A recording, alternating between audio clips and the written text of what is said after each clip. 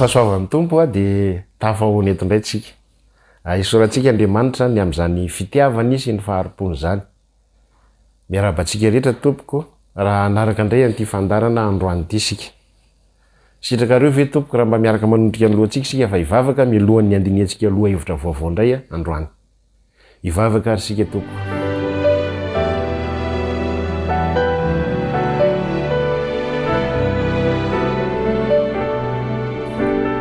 Andriamanitra tsara indrindra zay any an-danitra de raina mandrakizay ny anaranao masina fa zinona moa zay Andriamanitra zao mpanota zao no mba miantranao fitokisana hitory ny teninao sy hitondra ny afatrao ny zavatra ilaina indrindra amin'ny mampanotanay de mba amindranao fo ny amelanao ny eloka mampahadisoanay fa mba tahio zao fotoana zay ataonay zao noho ny famindramponao Jesosy Kristy tompo mba ampahery anay ary hitondra fahalalana sy fahendrena vaovao indray mba hoentinay Andriamanitra manompo sy manaradianao de mitahi manokana ho tsapany tsirairay avy any ho tsapanay fa ny fanahinao masina mihitsy no mitaridalana anay eto tononoko angatahako amin'ny anaranao Jesosy zany vavaka rehetra zany amen.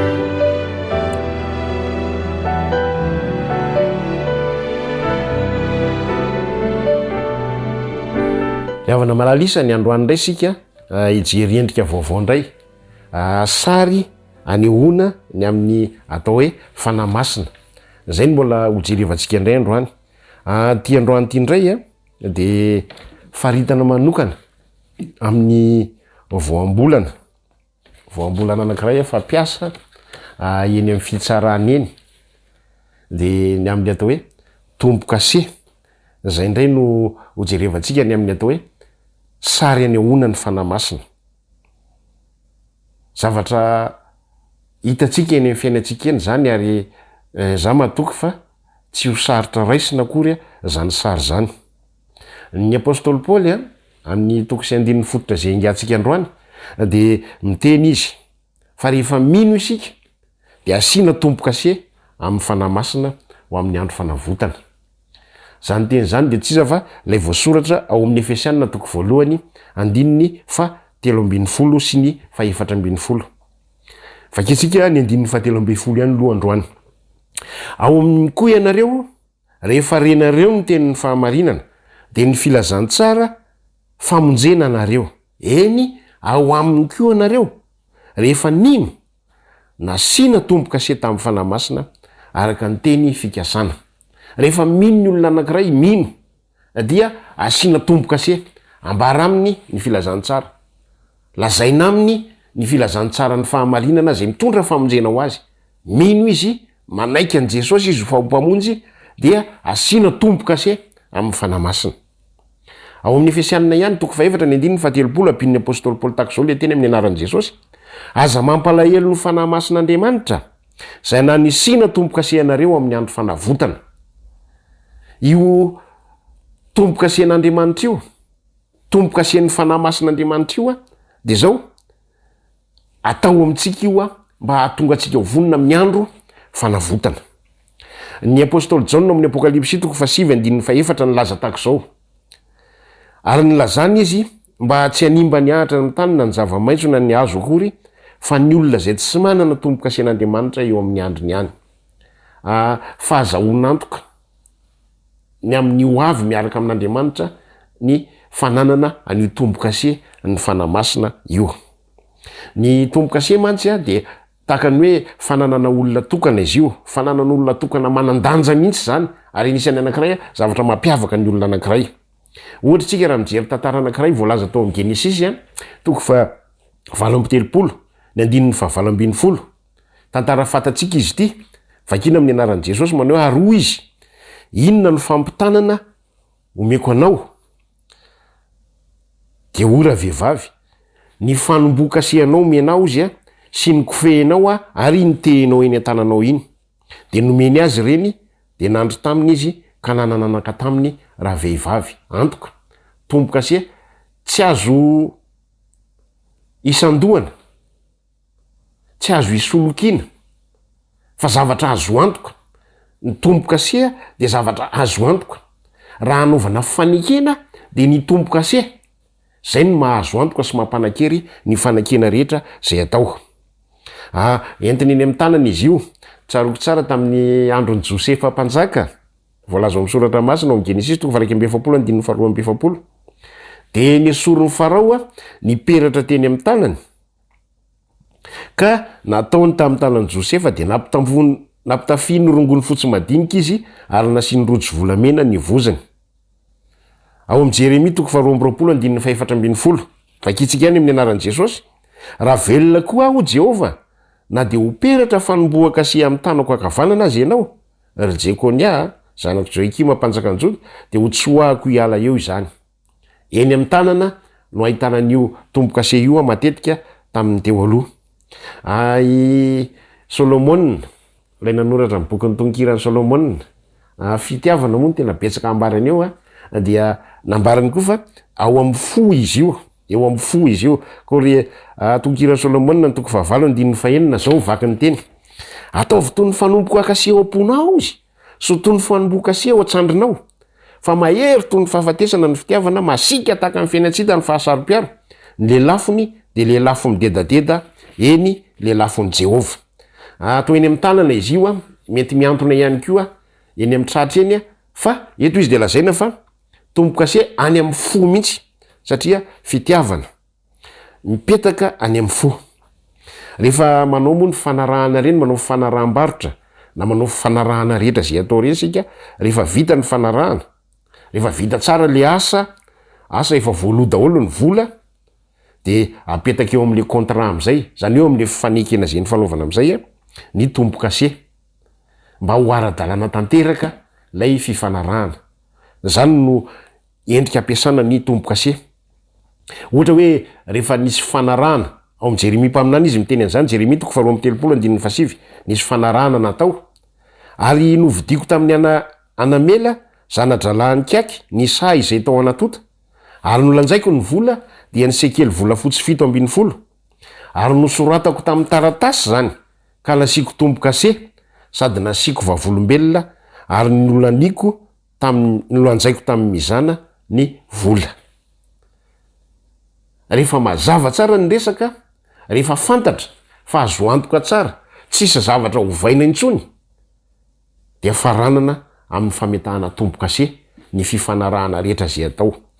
Zay le endrika ny ahonan'ny fanahy masina indray eto, tombo-kase ahona amin'le voambolana fariatsika isanandro, tahaka ny hoe amin'ny fifanekena na amin'ny ara-barotra na fifanekena tsotra zay fanaovana, de ilaina ny manisy tombo-kase.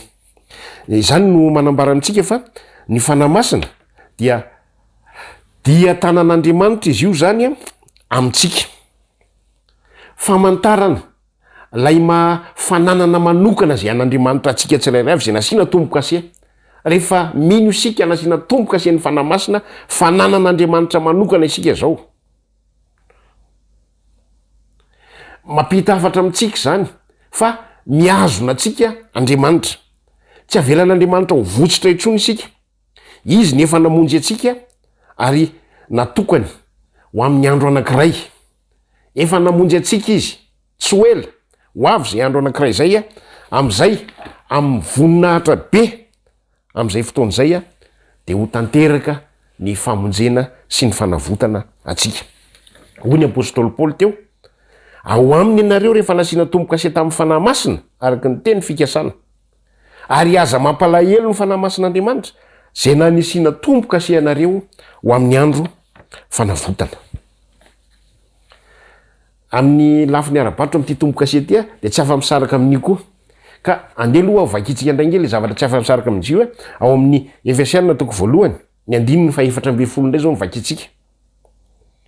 Izany fanahy zany no santatry ny lovantsika ho amin'ny fanavotana ny olona zay nalainy ho an'ny tenany.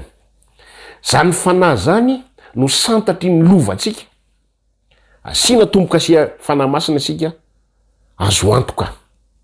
Zany miandry atsika iomanatsika ho amin'ny fandraisatsika lay andro fanavotana zay ho avy tsy ho ela omen'Andriamanitra atsika tsirairay avy. Fa tsy misaraka an'izany koa lay lova manana lova isika. Ny fanahy masina, ny tompoka asian'ny fanahy masina no karazana petrabola voalohany amin'ny lovantsika any amin'ny fiainana mandrakizay. Manana antoka isika, azo antoka izany fa handova isika. Ten'Andriamanitra maro no milaza an'izany fa mpandova sady mpiray lova amin'ny Kristy isika. Amin'ny alalan'ny fanomezan'Andriamanitra ny tompoka asian'ny fanahy masina no atanteraka an'izany eo amin'ny fiainantsika tsirairay avy. Zany lova izany. Zany dia misy zavatra lehibe manandanja zay tsy tokony ho adinoantsika mihitsy raha ety amin'ity tany ity isika. Aoka tsy ho ketraka na ho kivy isika fa apitraka ny lohantsika ka isainana izany fa manana lova efa homanin'Andriamanitra ho sika any amin'ny mandrakizay. Tamin'ity androany ity dia ireo sary anankiroa indray no endrika nanehoana amin'ny atao hoe fanahy masina dia ny tompoka asia sy ny lovantsika. Io le fanomezana ny fanahy masina ankehitriny io dia fiantohana amin'ny fomba manokana mihitsy, fiantohana amin'ny fomba manokana ny famonjena amin'ny ho avy zay efa homanin'Andriamanitra ho antsika tsirairay avy. Raha mandray ny fanahy masina isika ry havana dia afaka mientehitra deniny ankehitriny ao anatin'ny fahazahoanantoka tanteraka ary miaina ao anatin'izany fahazahoanantoka izany amin'ny fahafantarantsika fa tsy ho ela intsony. Tsy ho ela ry hava-malala dia ho tanteraka eo amin'ny fiainantsika zany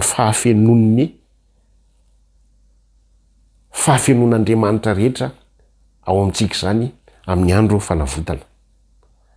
Ho feno ny fahafenon'Andriamanitra rehetra tsika ho voahomana ao amin'izany andro fanavotana izany. Tiatsika ve ny mba ho vita tompoka asian'ny fanahy masina? Mino. Raha mino isika, mino ny filazantsara famonjenantsika, asiana tompoka asian'ny fanahy masina, anomana antsika ho amin'ny andro fanavotana. Miaraka amin'ny lovantsika mandrakizay zay efa homanin'ny tompontsika ho antsika tsirairay avy. Ao amin'ny Efesianina 4:17 no amaranako an'izao fampaherezana zao sady anaovako antso amintsika tsirairay avy. Ary aza mampalahelo ny fanahy masin'Andriamanitra tompo, aza mampalahelo ny fanahy masin'Andriamanitra zay nanisiana tompoka asiantsika ho amin'ny andro fanavotana. Inona moa no tena mampalahelo an'Andriamanitra? Ny tsy finoantsika. Ny tsy finoana. Mampalahelo ny fanahy masin'Andriamanitra tsika rehefa tsy mino. Minoa fa ho asian'Andriamanitra tompoka asian'ny fanahy masintsika, zany no lovantsika amin'ny andro fanavotana. Engane zany teny zany mba hampahery atsika. Tsy ampitanondrika atsika eto amin'ity tany ity fa apitraka atsika fa manana lova tsara sarobidy mandrakizay homanina atsika tsirairay avy. Mino ve ianao sa tsy mino? Ianao ve anisan'le mino sa anisan'ny tsy mino? Aoka mba tsy hoisan'izay tsy mino fa mino. Ivavaka sika to.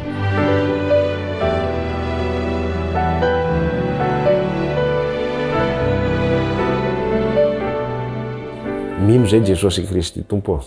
Androany ihany dia aoka zay samy atsapa fa nasinao tompoka asian'ny fanahinao masina.